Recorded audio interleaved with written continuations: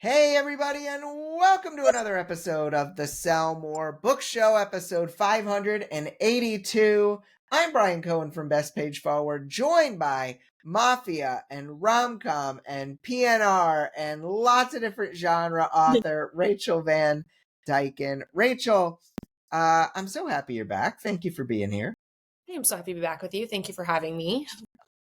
Of course.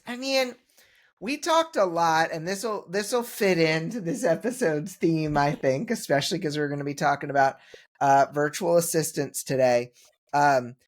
We talked a lot about just there's that pull to try to do it all, and then the realization that we can't, and it's just like it should have been obvious to us, right? Because I've been pulled in this direction so many times. It should have been obvious to us. Of course, we can't do it all, but then we look at someone and we all know like who our people are that we're like, but look at them, they're doing it all, they have it all, and I have nothing compared to them. I have to do, but then you talk to them and they're either frazzled beyond belief or they have like 20 people on their team.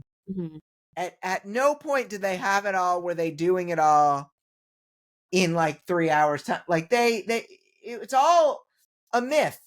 It's all a mirage. Like how do we keep getting into this mess, Rachel? I have your answer. I actually have. Okay, I'm excited. We get into this mess because we're afraid. That's it. It's not even comparison based. It is fear based. It is, I'm no longer relevant. People no longer like me. People no longer want my books. I'm not a good enough author anymore, or I've lost my touch, or, just like the negative self-talk, but it is totally fear driven because we see that shiny new thing and we think, what are they doing that I'm not doing? Which is not a bad question to ask yourself. That's always great. Sure. Like you're not comparing necessarily. You're saying, what are they doing really good that I need to do really good? Because we all need to grow and get better. The danger in the comparison is not using that as a tool to grow and get better. It's using it as a way to cripple yourself because you're going, I need to be just like them, or I need to emulate this, or I need to become a new version of myself. The version that I am right now is not good enough. I am not good enough. I'm no longer what I need to be. That's where you start getting, and then you start getting fearful, and then you have a bad day, or your sales aren't good, or you have one book that doesn't do well, and then you're then validated by those negative self thoughts and self-talk. You're then like, I was right. So then every time you have any negativity, you're then like, I was right that one time, I'm right this time. And then you fall in that trap, in that little tiny hole. And then you're just there. And you're like, how did I get here? And it's all because of that, that one little thing that you did. And it's all fear-based. So it really is like you're leading by fear and not faith. It's literally the opposite. You're doing what you used to do. We talked about having goals in the last episode, what's success, what's a goal, what's this. Back then, your goal was so small, right? Just like getting a book out there, selling this, maybe someone's going to buy it. That the bigger your goals get, the bigger your fear gets. And the more that you feel like you need to accomplish in order to have that validation. So there you go. That is the answer to the question. It's so good. It's such a good answer. I love that. It makes me think of another author I work with. When he first started out, he had what we would refer to as irrational confidence. Just like he had no like reason why he should succeed, and yet he did. He had some good success, but then he started to doubt himself, kind of in the way that you're talking about. There's that fear that comes in there, and so he lost his irrational confidence, and he had to go build that back up.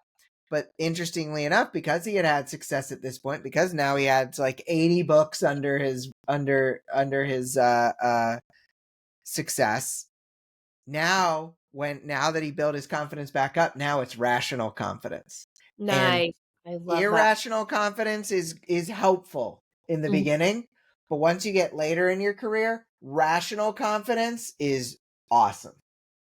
See, and that's really great. That might be even something to even explore more or talk about more, as far as rational confidence would then be the irrational gets you to the rational after you've like had that, oh no.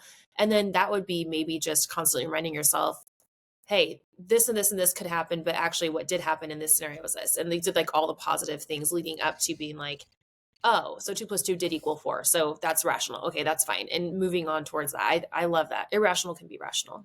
Yes. Yes, absolutely. We could talk for 9 hours on this, but um, remember to go to rachelvandyken.author.com to go check out all of Rachel's awesome stuff. We had a great question from a couple weeks ago. I will ask you this as well, Rachel. But we asked our listeners, what advice do you wish you'd been given to level up your author career, or what advice would you give? Karen Heenan said, stop trying to do things you hate / aren't good at and lean into what you enjoy / are good at. Trying to do all the things is exhausting. The least we should do is enjoy them as we tire ourselves out. I love that, Karen. And Karen is a coaching student of mine. She's doubled her sales since last year. And a lot of that, I think, comes down to exactly what you said, Karen. It's ditch the stuff that stinks and is no fun and doesn't work anyway. I love it. Yeah. Yeah. Yes. It's like, oh, here's another TikTok. It's like, you can tell. You can tell when someone hates it.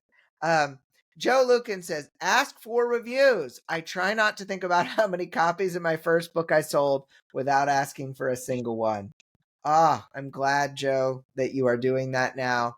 And Shayna Gorian said, don't try to do all the things. Hey, we talked about this. Just focus on a few and make bigger strides with them rather than baby steps with 20 things. Ooh, that's so good. Love that. So good. Great answers, everybody. Rachel, what advice do you wish you'd been given when you were starting out that would have gotten you to where you are, maybe a little easier? My advice to myself would have been celebrate the small wins.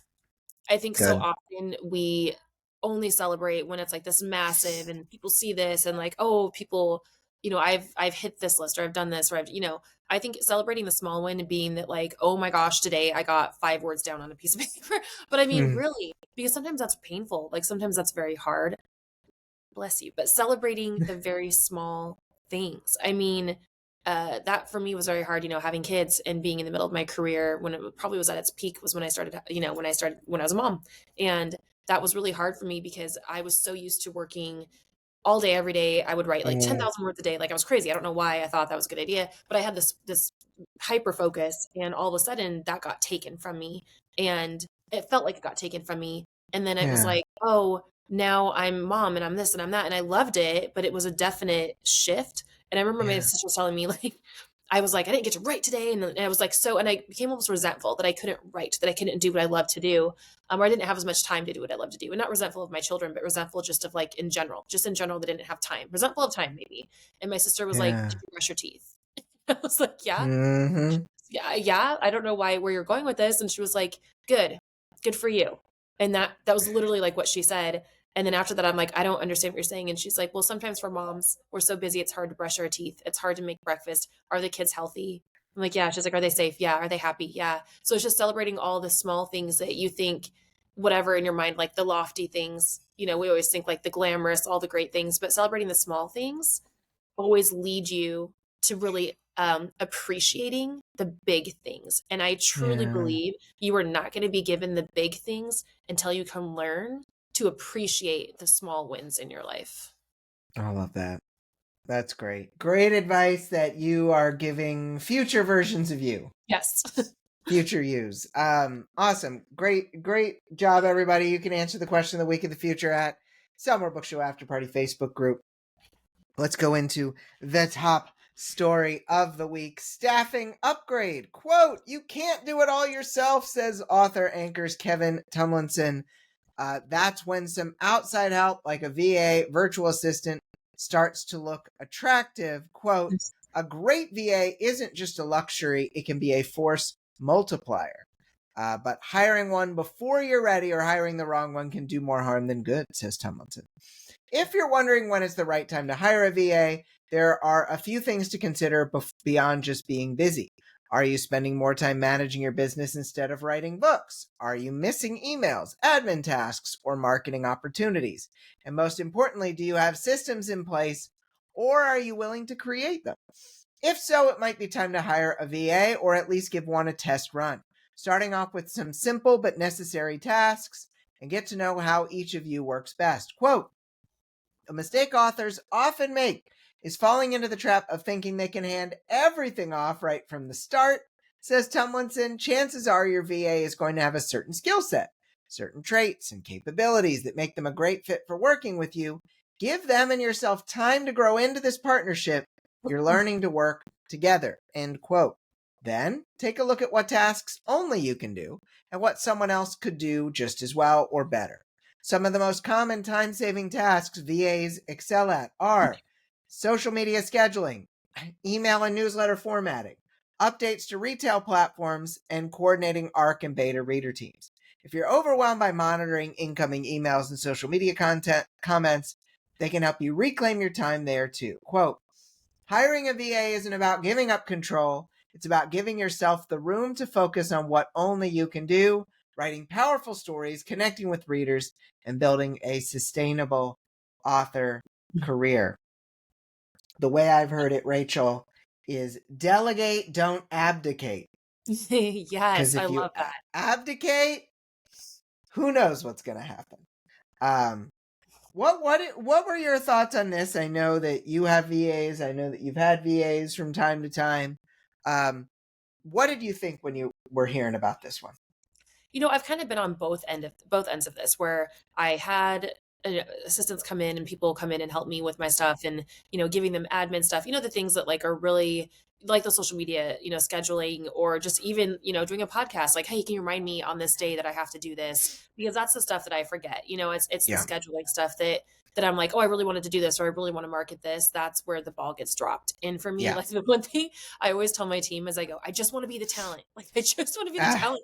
That's all that I like. That's like my joke with them, was I'm like, I just want to write the books. Like, if I could just sit in a dark room with my headphones on and just write books all day, I'd be like, let's go. And it's not that I don't love, interaction and talking with people. Like, I love that part of it, but I really just like, I love writing. And so if I could just do that, that's great. But the whole concept of being an author is you have your own business. You are the CEO, and man, you got to delegate, you got to get in there, you got to be doing a lot of things, and there's a lot of moving parts. I am a huge fan of having a virtual assistant. What I do though is, rather than having just one main one, is I have multiple people that have multiple jobs. So I yeah. have a publicist that does all of that, that PR stuff for me, that is on retainer, that I didn't have one when I first started out. So obviously, make sure that you can budget that in. I have one now, and everything that I can't do that has to do with marketing and managing and in PR, like, that is all her, right? And that's for Yeah. my indie stuff. Obviously, for the traditional publisher, a lot of times they come in and they have someone that will work with you as part of your contract.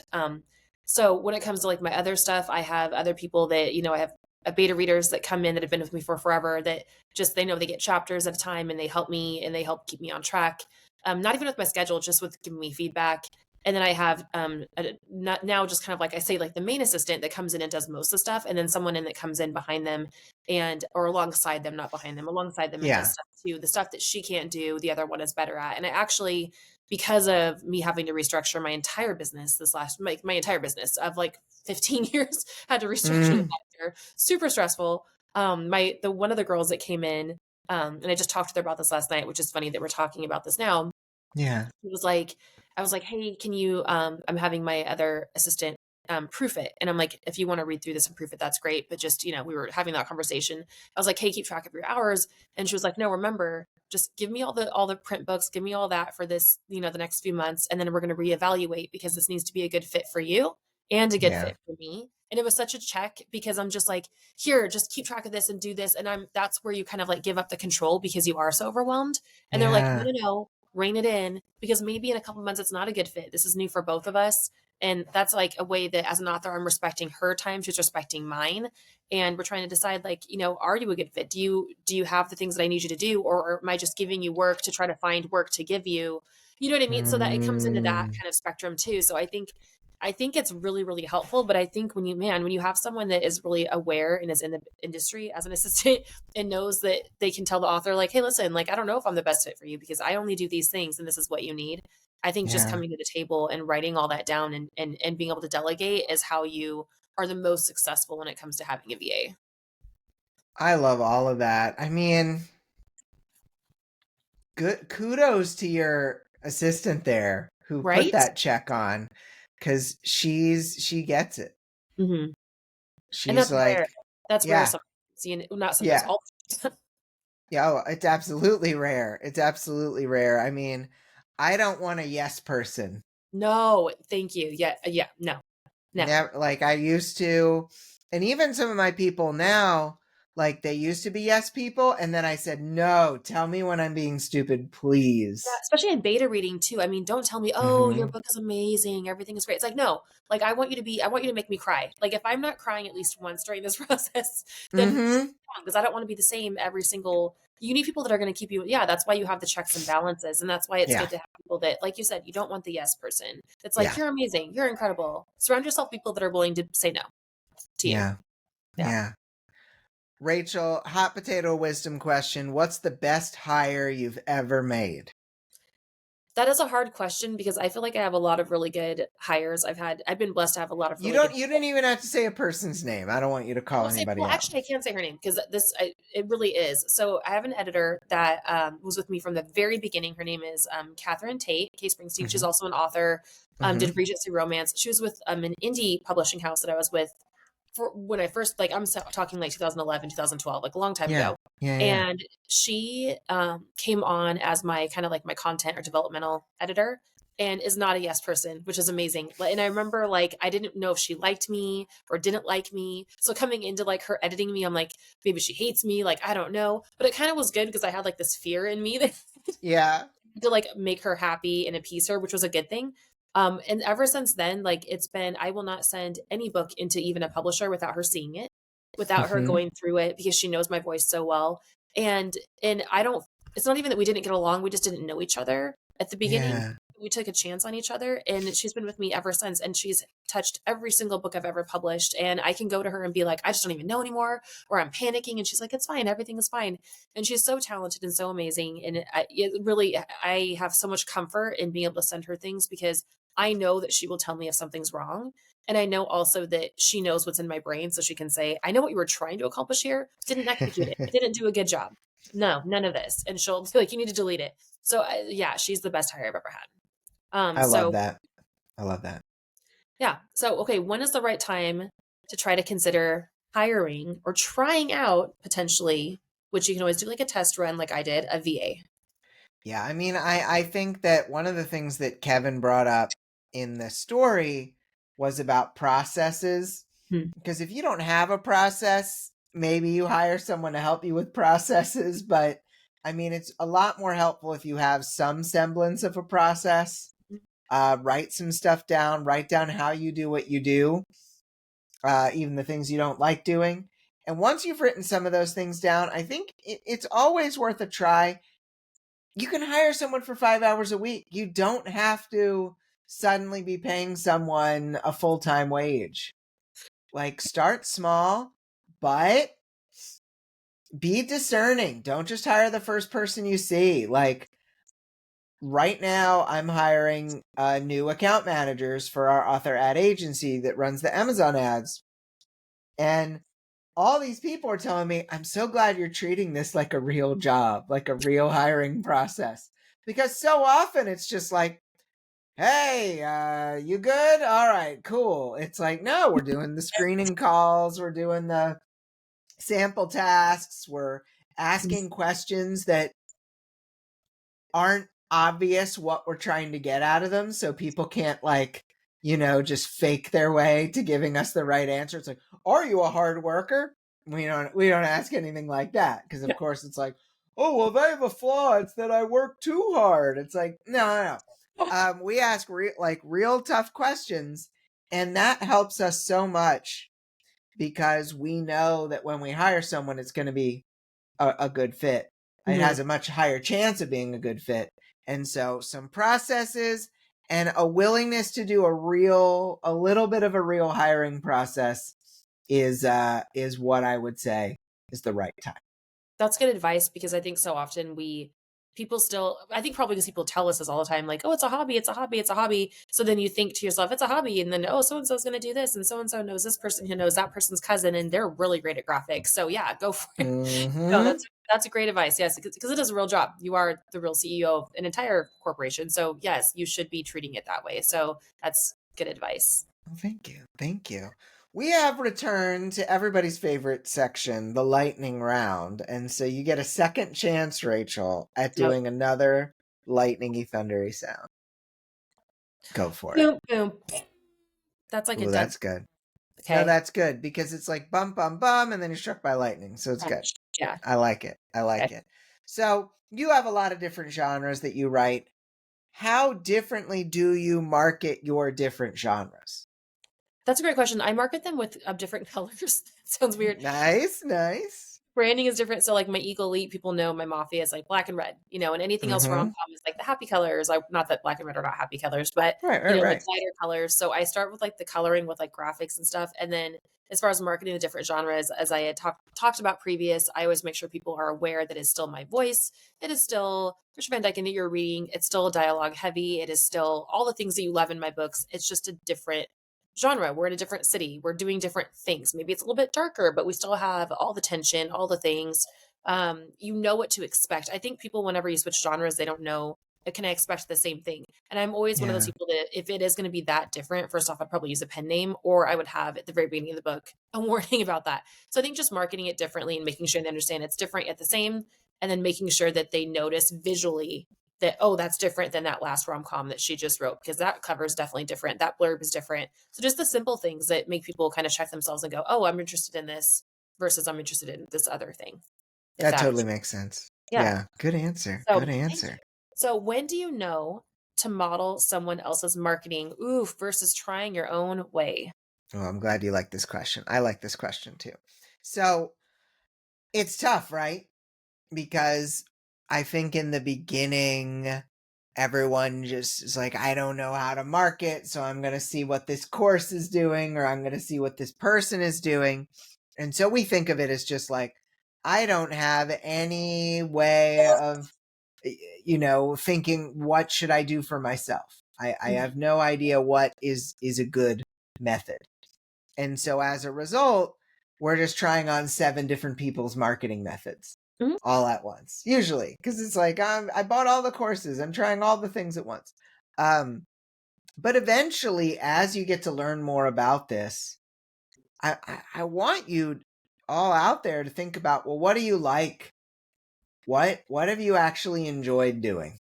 Mhm. And maybe it's a slightly different variation on what other people were doing. Um when I was starting out, it was like, okay, well, for nonfiction, you do webinars and then a course. You do a webinar and then a course. And I'm like, I want to. I can't teach people enough in an hour that they could know whether it's worth continuing. So I was like, well, let's do the challenges. And then it was funny because everybody copied off me and did a challenge, which was fun. But like I did this thing that I was like, oh, I can be the best at this, even though nobody is doing it. Yeah. Oh, And I so, like that. like that is when you consider trying it. It's like, I don't see anyone doing this, but it really fits with my skills. And I've gotten good enough at marketing in general that I can probably pull it off. Then maybe it's worth trying your own way. I think at Mhm. first you need to try a lot of other people's methods on for Yeah. size, but eventually you might go in your own direction. And I think that it may take time and it's going to take longer than you'd like, but uh, try other people's stuff out first. Eventually, try to create your own version. I like that. I like that a lot because you can make anything your own, but sometimes you Yeah. really have to what is going to work. So it's good to try and see. I like that. Yeah. I had a college professor once who was just like, college is for just trying a bunch of different crap and seeing what sticks. It's not wrong.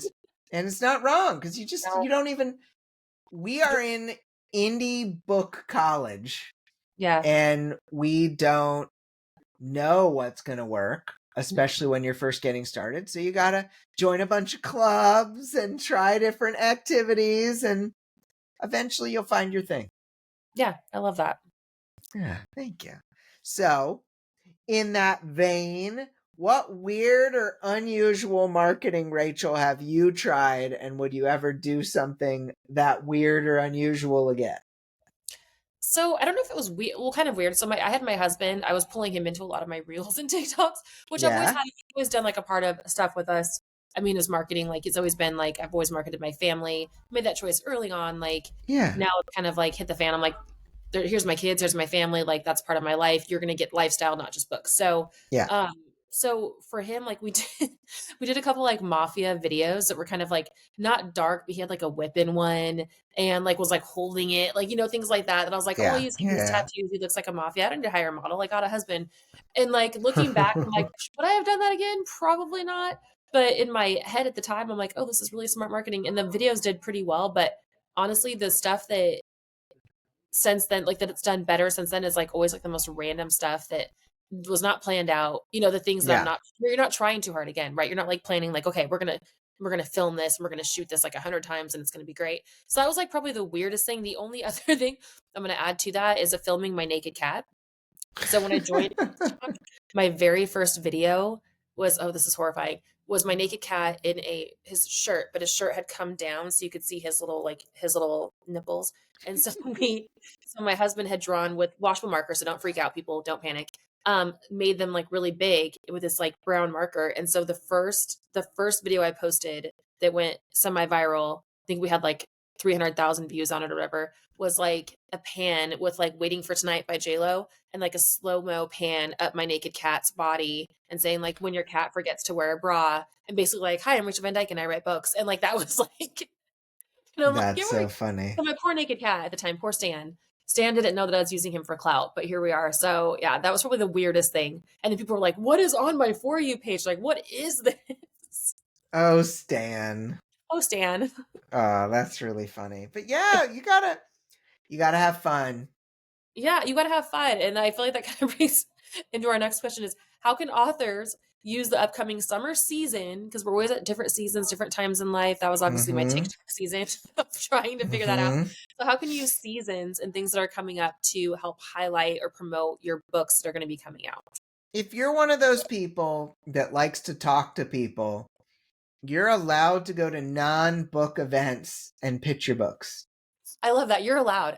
Love that you gave us permission. You're allowed to do Yeah. I think people a lot of the time need permission. Like a local event where you're the only book person is actually kind of valuable. actually kind of genius when you think about it, right? There's Yeah. no one else around where you're like fighting for what do you write? I write this. Well, they write this, or tell me about yourself. That's like the worst question ever at signings. Mm-hmm. What do you write? What's your favorite book? And you're just like, you freeze.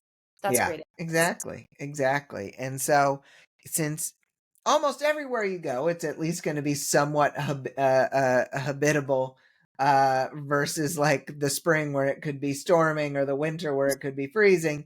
Usually during the summer, you're pretty good because even in the hot places, people are pretty used to the heat.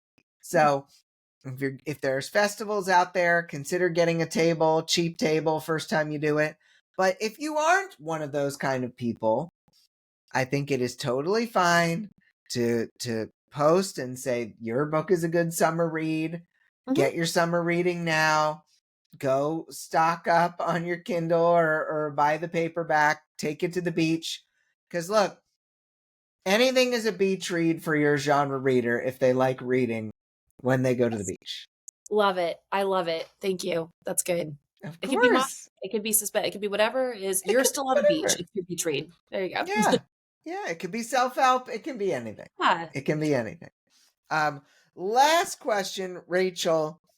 You of the many genres, how do you decide what to write next? A lot of times it's not how to decide. It's like which one of the ideas that I've had over the past year that I've not allowed myself to write should I pick? Mm. Because I'm Mm-hmm. always like, oh, I should do that, and then I write it down. But then I don't allow myself to write that. I like put it in a little folder, and I'm like, okay, one of these days I'll come back to it. But Yeah. Yeah. a lot of times it's what makes the most sense business wise.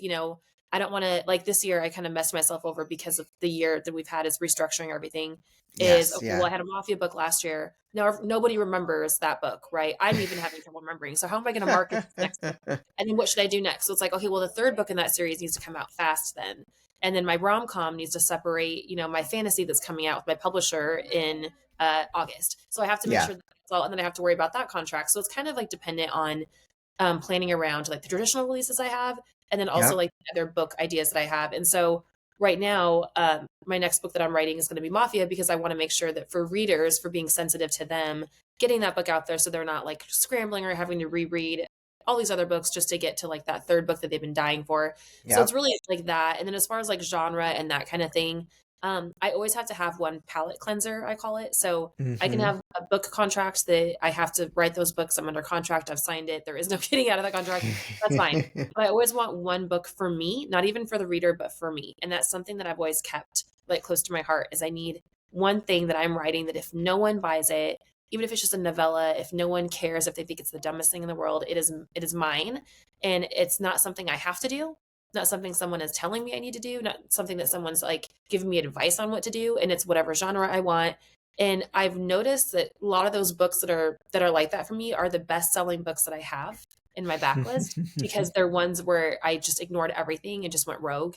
So that's even Yeah. just my advice too to people, like find one tiny thing for you where it's no longer work, or where it's something where you can just like be 100% who you are. So that's kind of how I structure everything. I love that. I think we hold back so many parts of ourselves when we're trying to write to market, or when we're trying to write a specific thing to a publisher. I love that you let your freak flag fly at various points, because I think readers pick up on that. Mhm. They They do. absolutely do. Like my biggest fear would be a reader saying, "Oh, that's this in this book, but you just put in different names. You interchange different names. Or this another Uh-huh. on romance and they're a vet instead of a doctor." Like I don't want people ever coming and saying that. About like my books, I want it to be different enough, and I think that in order to do that, you need to have a palette cleanser in there. You got to pop something in there that's a little bit different. Yeah, got to challenge yourself. I like that. I like that. Awesome.